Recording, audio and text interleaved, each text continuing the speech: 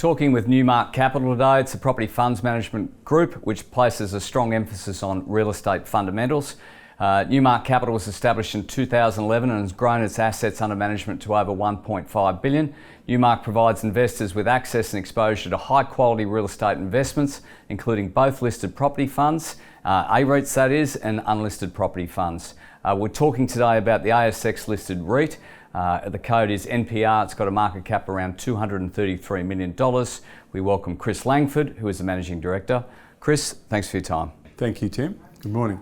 Chris, can you talk to Newmark Capital? It's a funds management group. You run NPR, which is a property trust. Can you give us an overview of the funds management business as well as the REIT? Newmark Capital was started by myself and Simon Morris back in 2011. And we've been growing steadily with a number of unlisted single asset funds.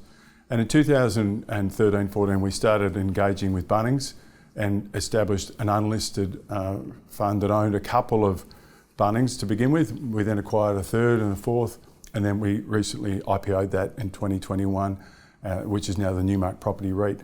But the business, the platform, has 5 other unlisted property trusts.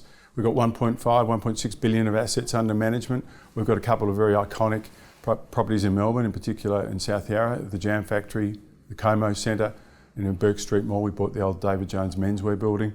So we've got a number of initiatives which are value add and very iconic properties which will grow the platform over the next few years. So there's very strong growth there. And we've got a very retail skewed register with a lot of high net worth and private investors that has come along the journey with us over that sort of 11-12 year history. In 2021 we IPO'd that hardware trust for the REIT, which is now Newmark Property REIT, and that has performed pretty strongly its first 12 months, having met all of its objectives in the PDS. And what's your investment thesis to be in hardware and large format retail? We love really good land holdings to begin with, and all of our properties are in major economies. They're on key arterial roads, large land holdings with good zonings. So they've all got other uses. And then, when you have really good buildings, really good tenants, and some of our properties are some of Bunnings' best in the country. So, we look for all of those ingredients, and that's the thesis, is to get really good assets, really good long-term investments that that well beyond the term of the lease, that this is going to be great real estate. And meanwhile, you're getting a really strong income return as you have the privilege of owning that great site.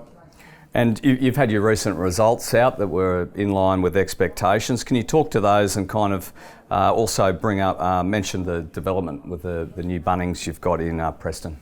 Yeah, Tim, the IPO of NPR was in December 2021, so we've now just seen that 12-month anniversary since the IPO. All of the key objectives we outlined in the PDS have been achieved. We are building a Bunnings, or we're about to acquire from Bunnings the completion of a property in Preston, in Bell Street, Preston, which is in northern suburbs of Melbourne. That is a 2-level store, one of their biggest, and it'll be one of their best in Victoria. And that has been delayed a little bit by COVID supply chain issues and some delays there, but that's now scheduled. It's made really good progress the last few months. That will be done by mid this year. We're very pleased that we've been able to hit all of the PDS objectives, including 8.9 to 9.1 cents guidance. The first half we had 5 cents per unit, and that's been achieved, and very strong results. And in regards to your gearing, I think you've stated previously your target gearing is kind of 30 to 40%. It's currently around 34%. This new development in Preston will kind of take it above that, up to around 42%. How do you intend to bring it down into the targeted range?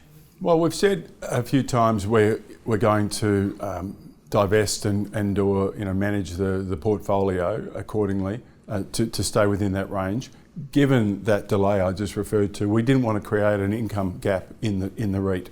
We needed to make sure that we've got that income there to take us through closer to that Bunnings completion date. So we're working on a couple of transactions. We've had a couple of approaches on some of the assets. Pleasingly, the book values for all of the properties all held up for the December half, and the balance sheet is very strong. The quality of the assets is not under threat, the valuation, I should say, of those assets. And so we're looking to divest a couple of properties, or one or two of the properties. That will bring gearing down and will allow us to proactively manage the balance sheet. And Chris, you executed by way of capital management a buyback of the REIT shares. Can you tell us how that's progressing? Yes, Tim. Well, given there's been a bit of a discount to NTA, the NTA is $1.96, and as I said, property values have held up very, very strongly, and we've been trading at a discount to that. So in August last year, the board announced, decided to do it, and we announced that buyback commencing and we're about 35% of the way there. To date, we've acquired about 1.9 million securities, and it's progressing pretty well, but we have pretty small volumes at the moment, and we're limiting our buyback to about 30% on a daily basis. We're in the market every day.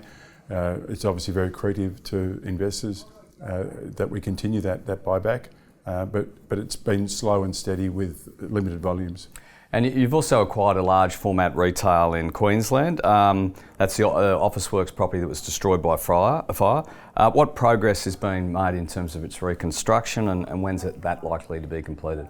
Yeah, Tim, that property is in Underwood. It's a really good land holding. It's on the corner of Compton and Kingston Roads, next to a brand new Bunnings there. It's a really strong local economy there. There are 4 buildings on site. One of them was affected by fire. That's the Officeworks building. The other 3 are all obviously still standing up and trading really well.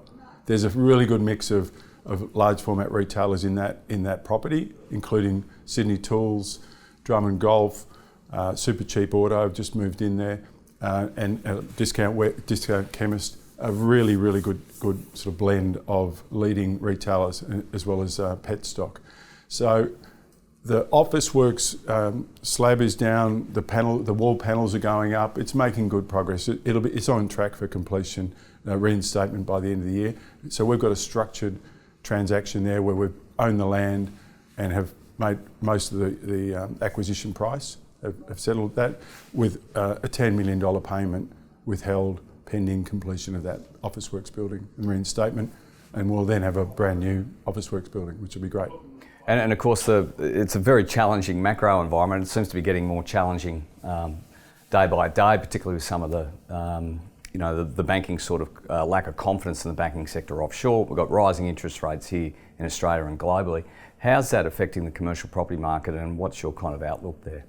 I think volatility obviously hasn't been anyone's friend lately, and it's definitely impacted the REIT sector. But we look at NPR in particular, and the REIT sector generally should be the counterbalance in times of volatility. Now, we haven't seen that counterbalance, but we do see the performance of the underlying businesses and the assets has been really stable. And whilst the NTA has held up at $1.96, and we've seen trading volumes and pricing coming down, we're still very firm believers in the quality of the assets and how they will provide that stability and security in face of volatility. Chris Langford, thanks for your time. Thank you, Tim.